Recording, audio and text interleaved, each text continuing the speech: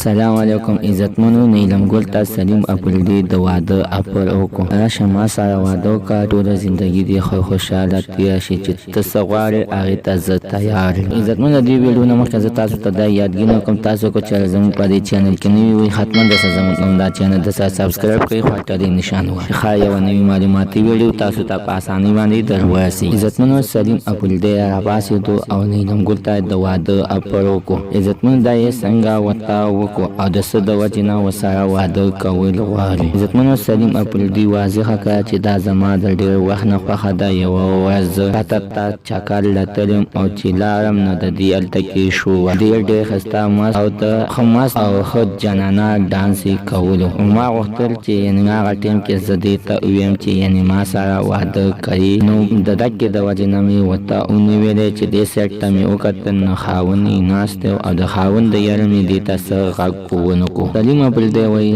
پته نه لګي چې دې له خاوند کلی طلاق ورکړی دی، خو ما ته بېګا پته ولګېدله چې نیلم ګل ته خپل خاوند یعنې طلاق ورکړی دی او اوس غواړي چې یعنې دویم واده وکړي. خو نیلم ګل ویلي دي چې یعنې زه واده نه کوم. خو سلیم آفریدی ورته افر وکړو چې څه ستا مرضي وي هغه به زه تا ته واخلم او واده ما سره وکړه. عزتمنو نه پوهېږم چې سلیم آفریدي ته یعنې خپل زه څه ویلي دي، دا د نیلم ګل سره واده کول غواړي یا ورسره یعنې د چا د کاسته ورسره غواړي، ځکه چې ډېرو کسانو ورته ویلي دي چې ته به واده کې او که نه. خو سلیم آفریدي ورته په جواب کې ویلي زه چې واده کوم د خپل په مرضۍ به کوم او په خپلې خوښې به کوم. نو سلیم آفریدی راپاڅېدو او د 3 بچو په مور باندې میینه شوله. مینهوالو ستاسو د دې په هره باندې څه خیر دی چې دا ښه کار کوي چې د 3 بچو په مور باندې سلیم آفریدی مین شو او اوس ورته واده افر کوي او غواړي چې واده ورسره وکړي. زموږ د راتلونکي ویډیو انتظار کوئ چې نیلم ګل ورته په جواب کې څه وایي. عزتمنو زموږ نننۍ معلومات د دې پورې د نوي معلومات دپاره